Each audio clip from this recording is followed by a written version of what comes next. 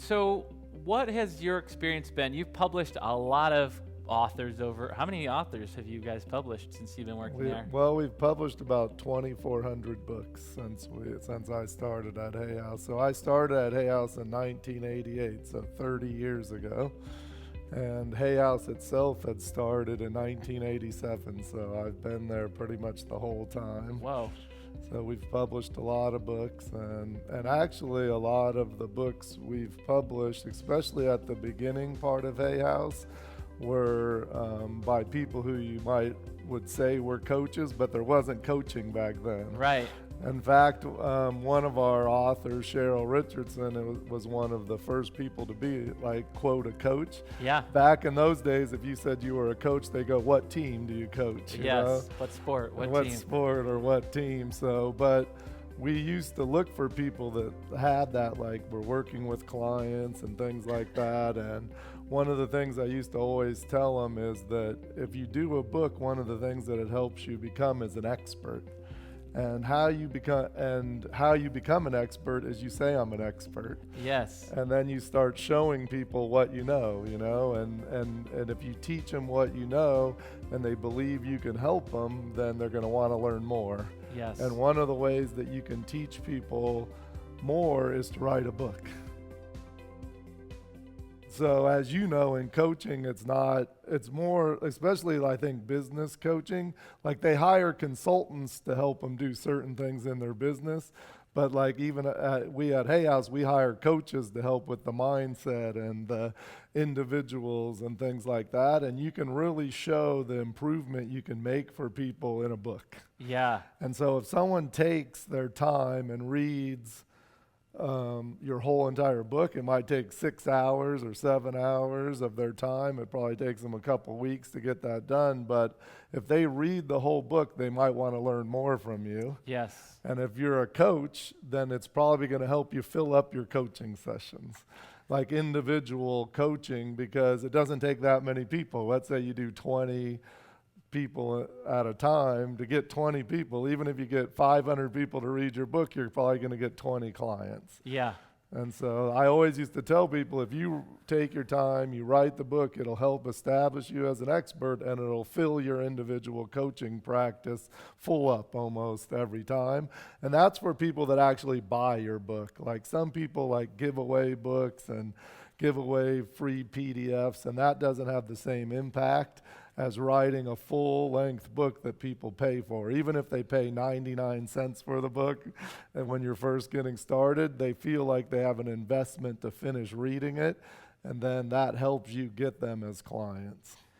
So yes, having a book is great. You don't necessarily even have to be a #1 best-selling author to be able to, if you sell 500 people actually read your physical copy of your book, or on the Kindle or whatever.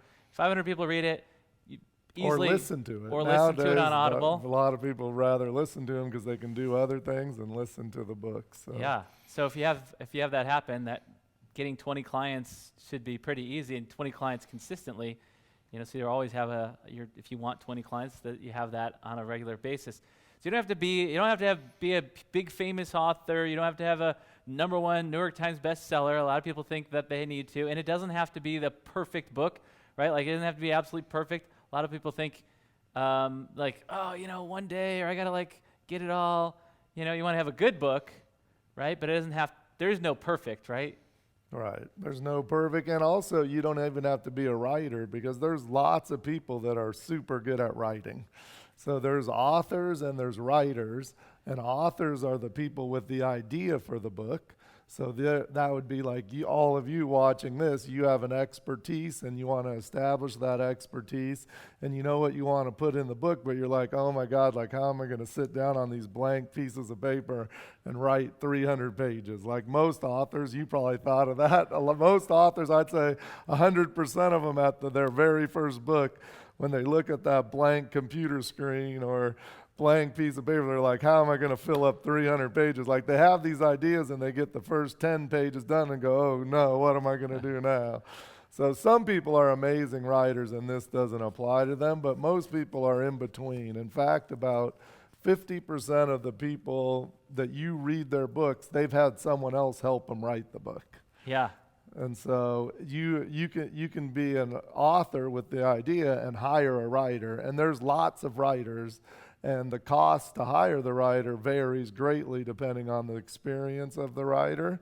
So you can get that idea out to help people without having to spend a year sitting down to write the book, and it'll still be your material. It'll still sound like you. Like, I have so many examples of authors we've had at A House that they get someone to help them write the book, and I've heard the stories, and it sounds exactly like their voice when they write it. Yeah. So I know many of you are probably busy coaching, busy doing these other things, but really writing that book can help you take the next step up. And I've heard you talk earlier today about, like, it's not only like you have enough clients, but you want to raise your rates. That's another way. The bigger expert people see you in that position, the more they're willing to pay. And having that book can also help you get speaking events that can help you do so many other things as well. Absolutely. All right. So there's a lot of benefits to writing books, and it can be intimidating, but they don't necessarily have to be the writer in order to be the author. So that's fantastic. That just takes away so much of the pain right there. What would you say are some of the challenges or things that might hold people up from getting the book written, aside from that? Like, you already just took away like the biggest problem. Is there anything else that people need to learn or know that's going to help them, make a great book really quick? Well, I think another way people can go approach the book is if you're doing like weekend workshops or even day-long workshops, if you just record that workshop, you have the start of the book. Really, you have all the content you need for the book. You can't just print it that way because the way you speak isn't the way that you write. But that can be like, I do this webinar that how to write a book in a weekend, and really that's the core point of the webinar, is that you can start with, a lot of people are really good speakers, or they do workshops all the time to get clients or do whatever. And even if you have 10 people in the audience while you're doing the workshop, you can get the material out to those people and share your thoughts and ideas with those people, answer their questions, interact with them, and you can get all the information out there that you want, and you'll have the basis for your book.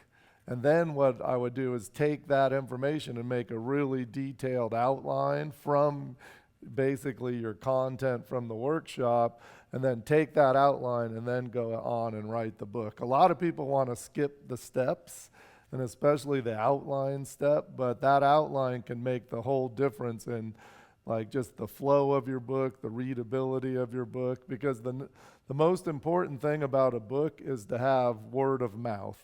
That means someone who reads it tells their friends to read it.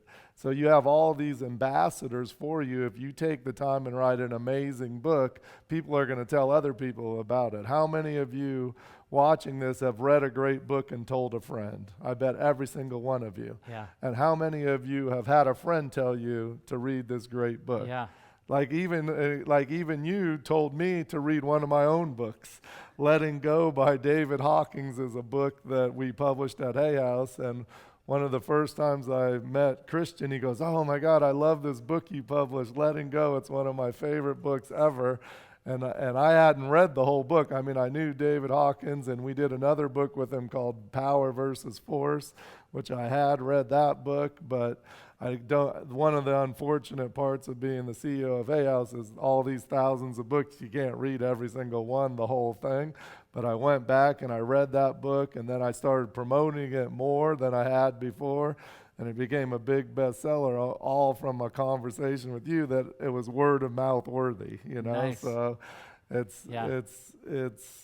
it's so important that you take the time and write a book that someone's going to tell their friends about. And that's going to add to your clients as a coach, because, again, as I said earlier, if they read it, the whole entire book, the chance of them wanting to learn more from you or go deeper with you is so high.